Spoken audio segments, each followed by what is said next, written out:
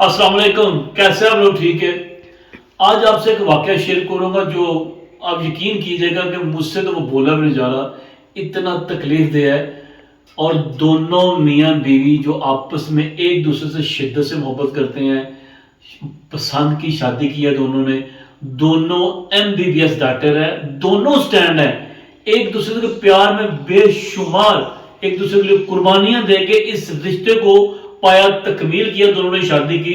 اور آگے جا کے جو شوہر ہے وہ قتل ہو جاتا ہے۔ یہ پچھلے 2 مہینے پہلے کا واقعہ ہے کراچی کا، یہ پرانا واقعہ نہیں ہے۔ لیکن میں آپ سے ایک ریکویسٹ کروں گا کہ میرے چینل کو سبسکرائب لازمی کریں۔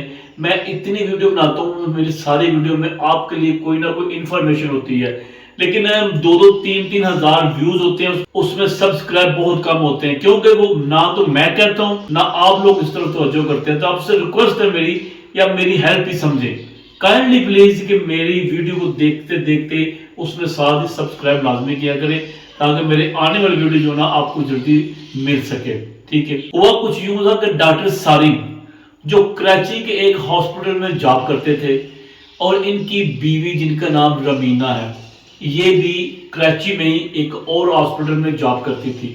دونوں کی زندگی بڑی اچھی بہتر طریقے سے گزر رہی تھی، اور ایک دوسرے سے محبت کرتے تھے۔ اور اب یہ بتا رہا ہوں کہ پڑھے لکھے بھی ہیں، MBBS بھی ہیں، سٹینڈ بھی ہیں، اور دوسرے سے محبت بھی کرتے ہیں۔ ٹھیک ہے؟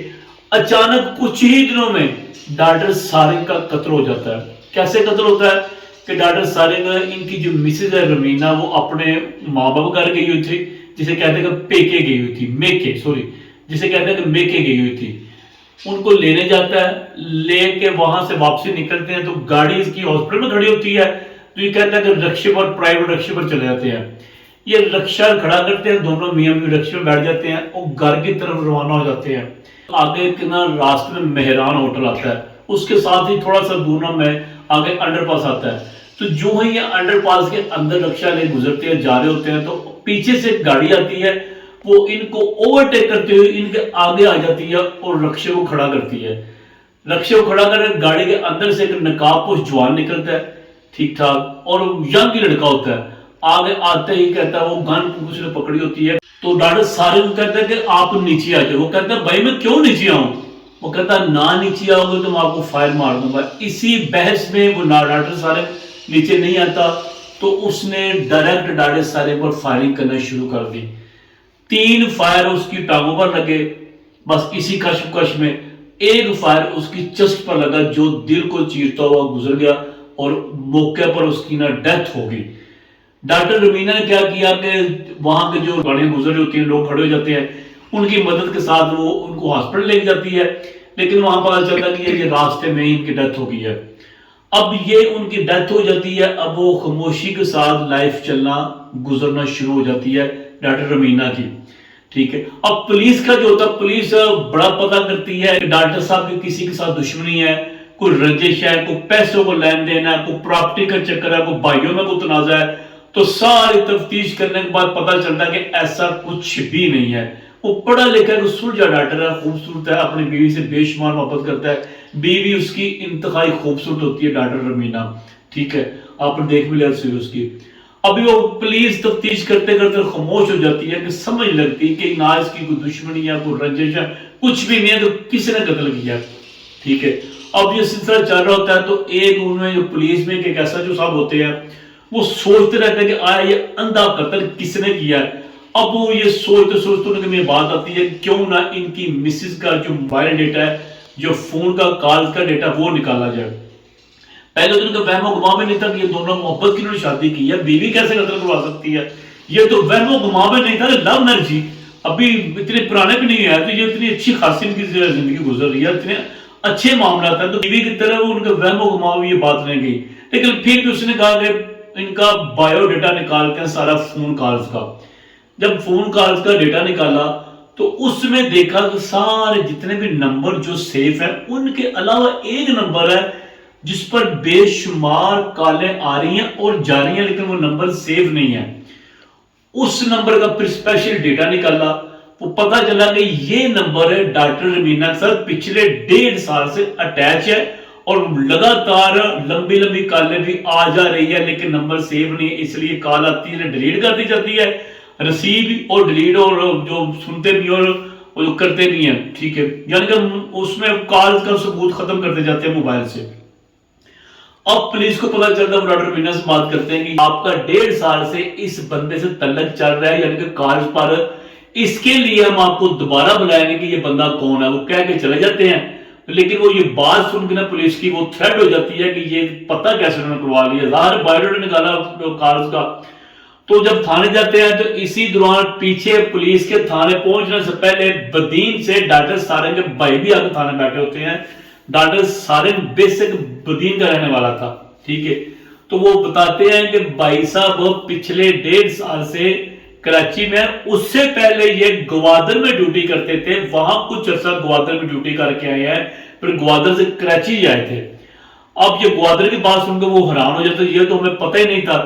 وہ بار کہتے ہیں کہ انشاءاللہ بے فکر ہے، اب نئے سرے سے ہم نے تفتیش شروع کی ہے، انشاءاللہ کچھ نہ کچھ آپ کو بتائیں گے۔ وہ چلے جاتے ہیں، وہ لیڈ ڈاکٹر کو بلاتے ہیں پولیس تھانے، رمینا ڈاکٹر کو، تو آ جائیں۔ جب لیڈ ڈاکٹر کو رمینا کو تھانے بلاتے ہیں تو اسے تھوڑا سا تھریٹ کرتے ہیں، ڈراتے دھمکاتے ہیں، وہ ساری بات بتا دیتی ہے کہ ہاں جی میں نے ہی اپنے شوہر کو قتل کروایا ہے۔ کیسے کروایا ہے؟ اس نے کہا جب ہم بدین سے گوادر گئے، کچھ عرصہ ڈاکٹر صاحب نے وہاں ڈیوٹی کی، میں بھی ڈیوٹی کرتی تھی، میرے پاس ایک پیشنٹ آیا تھا جو سرکاری ملازم کا 22ویں گریڈ کا آفیسر تھا، ٹھیک ہے۔ اس کا میں نے ٹریٹمنٹ سٹارٹ کیا، تو وہ جو بندہ تھا وہ اس نے مجھے کو تحفے دینے شروع کر دیے کہ آپ نے میری ٹریٹمنٹ کی ہے، میں ٹھیک ہو گیا ہوں۔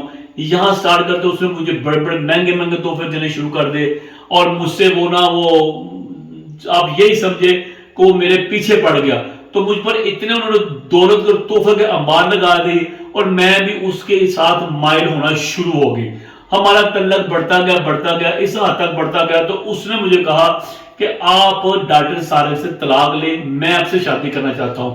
تو میں نے اسے کہا میری بات سنیں، میں طلاق نہیں لے سکتی، ہم دونوں نے ایک دوسرے محبت کی شادی کی ہے، ہمارا تعلق بہت اچھا گزر رہا ہے، ہماری زندگی بڑی اچھی گزر رہی ہے، جو کچھ بھی تم نے کرنا تم نے کرنا ہے، اگر تم مجھ سے بے شمار محبت کرتے ہو، مجھے حاصل کرنا چاہتے ہو، جو کچھ کرنا تم نے کرنا، طلاق نہیں بہت مشکل میں نہیں لے سکتی، تمہاری محنت ہے، تمہاری ٹائم سے جو کچھ مرضی کرو۔